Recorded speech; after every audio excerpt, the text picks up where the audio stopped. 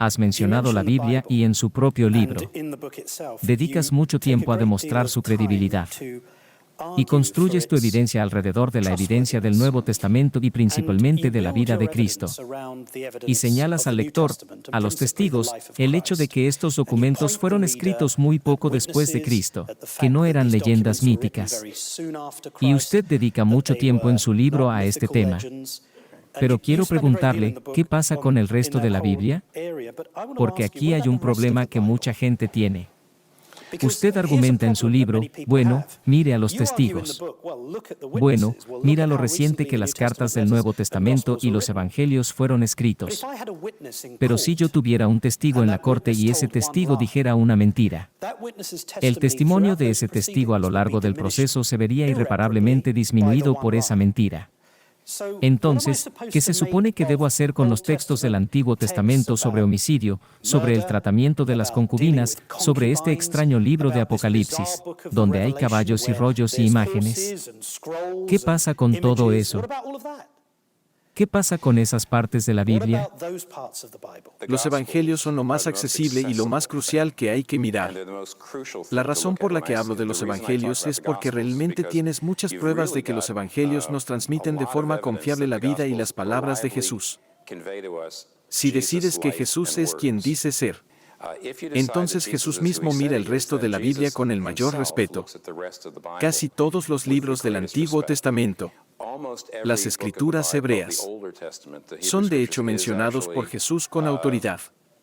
Así que si usted dice voy a leer toda la Biblia y encontrar algo que es increíble para mí y voy a decidir si lo acepto o no, de nuevo, si Jesús es quien dijo ser, entonces tienes que tratar de verdad con toda la Biblia porque Jesús mismo la tomó como autoritativa. Si Jesús no es quien dice ser, entonces a quien le importa el resto de la Biblia porque eso significa que el centro de la Biblia no es verdad. Pero en su libro usted hace un gran esfuerzo para argumentar alrededor de la vida de Cristo. Sí. Y trata el tema de la autenticidad y confiabilidad de la Biblia, que es una gran pregunta para todos nosotros. Y lo que le pregunto es, ¿no encuentra que lo que dice sobre esos pasajes de la Biblia puede ser sólido, pero en otras partes el caso es socavado? Socavado bastante mal. Bueno, tal vez no lo dije bien. Tal vez estoy torpe. Explícalo en términos más simples. O tal vez solo estás haciendo un gran interrogatorio. Es difícil. De hecho, nadie sabe realmente cómo llegar a los patriarcas. Si Abraham, Isaac y Jacob hicieron las cosas que hicieron, lo que tienes con Jesús y los evangelios es mucho más reciente.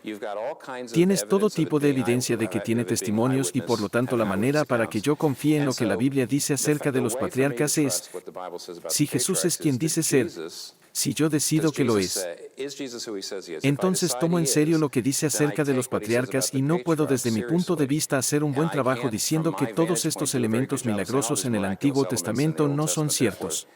O el homicidio. En realidad el homicidio se comete en el Antiguo Testamento pero no es condonado en el Antiguo Testamento. Solo porque algo está en una narrativa, es un poco más fácil leer las epístolas donde Pablo dice te estoy escribiendo como pastor y tú eres la iglesia y quiero que hagas esto, esto y esto. Muy simple. Pero por ejemplo en Génesis, déjame darte este ejemplo. En Génesis tienes todo tipo de cosas horribles que suceden. Tienes por ejemplo, Abraham, Isaac, Jacob. Todos ellos tienen más de una esposa, poligamia. Muchas personas leen el libro del Génesis y dicen que esto es ridículo. Con todas estas contradicciones aquí en el Antiguo Testamento, condona la poligamia. Robert, que es un gran estudio bíblico y estudioso de la narrativa hebrea en Berkeley, Robert dice, cualquiera que lea el libro de Génesis y vea todos los héroes teniendo varias esposas y cualquiera que lea eso y piense que eso es condonar la poligamia no ha aprendido a leer la narrativa. Cada persona con varias esposas está teniendo un tiempo absolutamente miserable. Solo léelo. Yo tengo una esposa. No sé de qué estás hablando. También dice, si lo lees, Tienes, Able, es el bueno en lugar de Caín, Isaac en lugar de Ismael, Jacob termina siendo elegido sobre Esaú, y lo que en realidad tienes es la ley de primogenitura, que es, el hijo mayor se queda con todo, y la ley de la poligamia que es, los hombres pueden tomar todas las esposas que quieran. Son socavadas por el libro del Génesis. Y por lo general lo que la gente hace es leer muy superficialmente el Antiguo Testamento. Ellos ven todas estas cosas horribles que suceden y dicen que esto no tiene sentido. Y la respuesta es que realmente no han aprendido a leerlo. Esta es la pregunta. Esa pregunta es, ¿por qué decides creer en la Biblia? Esa es la pregunta. Debemos ser capaces de responder a esa pregunta en nuestra cultura de hoy. Es una pregunta legítima que merece una respuesta legítima. Usualmente diremos algo como, bueno, yo creo en la Biblia porque fui criado así. Por favor, no salgas de aquí y le digas eso a alguien. Porque esa no es una respuesta razonada. ¿Por qué eliges creer en la Biblia? Bueno, yo elijo creer en la Biblia porque la probé y me funcionó. Decimos eso y luego damos un par de pasos atrás, dejamos que la respuesta se quede ahí.